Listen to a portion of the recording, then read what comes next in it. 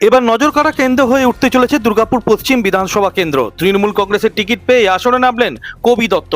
দুর্গাপুরের শ্যামপুর এলাকায় তৃণমূল কর্মী সমর্থকদের নিয়ে মিছিলে হাঁটলেন দুর্গাপুর পশ্চিমের তৃণমূল প্রার্থী কবি দত্ত। দলের নেতা রিন্টু পাজা ও প্রাক্তন তৃণমূল কাউন্সিলর ইয়াঙ্কি পাজাকে নিয়ে প্রচার সারলেন দুর্গাপুর পশ্চিমের তৃণমূল কংগ্রেসের প্রার্থী কবি দত্ত। জয়ের ব্যাপারে 100% আশাবাদী কবি দত্ত।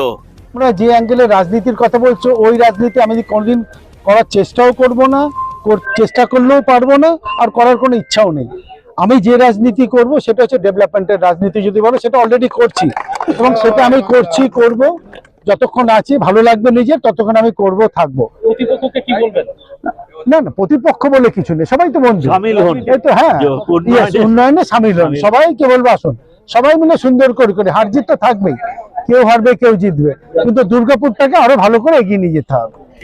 আসানসোল দুর্গাপুর উন্নয়ন পর্ষদ চেয়ারম্যান ছিলেন কবি দত্ত। এবার সরাসরি রাজনীতির ময়দানে হাজির দুর্গাপুর পশ্চিমে তৃণমূল কংগ্রেসের এই প্রার্থী।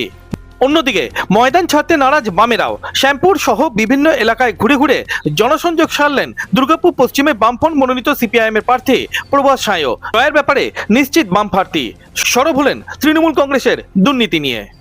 মানুষকে যেটা বলার, যে আমাদের এই যে গোটা বাংলা যা হচ্ছে একদম দুর্নীতিতে ডুবে গেছে, যা হচ্ছে গোটা দুর্গাপুর সহ গোটা বাংলা, যা হচ্ছে 2011-এর পর থেকে শিল্পকে কবরে পাঠিয়ে যারা সরকার গঠন করেছে তারা নতুন কোনো শিল্পের দিশা দেখাতে পারেনি। ফলে দুর্গাপুর, আজকের দুর্গাপুর বেকার ছেলেরা যারা হচ্ছে বাইরে পাড়ি দিচ্ছে, বৃদ্ধ আবাসে পরিণত হচ্ছে। ফলে এই দুর্গাপুরকে আমাদের সবাই মিলে হচ্ছে পুনরুদ্ধার করতে হবে। তাই মানুষ যে জায়গায় সাড়া আমাদেরকে দিচ্ছে এবং তারা অঙ্গীকারও করছে বিভিন্নভাবে।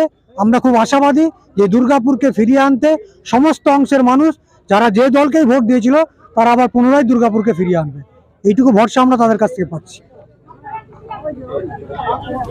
হাল ছাড়ার পাত্র নন দুর্গাপুর পশ্চিমের বিজেপি প্রার্থী লক্ষণ চন্দ্র ঘড়ুই। গত 2016 নির্বাচনে তৃণমূল কংগ্রেসের কাছ থেকে দুর্গাপুর পশ্চিম আসন ছিনিয়ে নিয়েছিলেন বিজেপির লক্ষণ চন্দ্র ঘড়ুই। নিকটতম তৃণমূল কংগ্রেস প্রার্থীকে প্রায় 15,000 ভোটে পরাজিত করেছিলেন লক্ষণ চন্দ্র ঘড়ুই। তৃণমূল বামেদের একসাথে কটাক্ষ করলেন গেরুয়া শিবিরের এই প্রার্থী। হাসি পাচ্ছে আর কি। সিপিএম বলছে জিতবো, যে সিপিএম মার্ক্সবাদী কমিউনিস্ট পার্টি 34 বছরে দুর্গাপুরকে লুটে ফুটে খেয়েছে, বাংলাকে শেষ করে দিয়েছে, যুব সমাজের মান সম্মান ইজ্জত শিক্ষা শেষ করে দিয়েছে, একের পর কারখানা বন্ধ করেছে।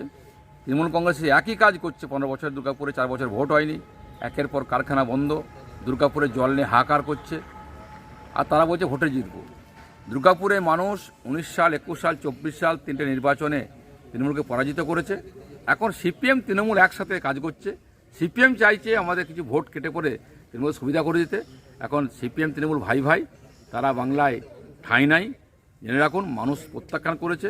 তৃণমূল কংগ্রেস যাই চেষ্টা করুন না কেন, তাদেরকে মানুষ প্রত্যাখ্যান করবে। আর কবি দত্তবাবু প্রথমে একবার ঠিক করুন, ওনার দলের লোক ভোট দেবে তো, ওনার দলের লোকরা বেরোবে তো বলতে দিন, বলতে কোনো দোষ নেই। কে হাসবে শেষ হাসি? কার ঝুলিতে যাবে দুর্গাপুর পশ্চিম আসন? ইভিএম বন্দী জনতার রায় বলবে সব প্রশ্নের উত্তর। তবে দুর্গাপুর পশ্চিম আসনে জমাটি ভোট যুদ্ধ দেখতে অপেক্ষায় এখন সাধারণ ভোটাররা। দুর্গাপুর থেকে অনুরাধা সিং দত্ত রিপোর্ট, খাঁটি খবর।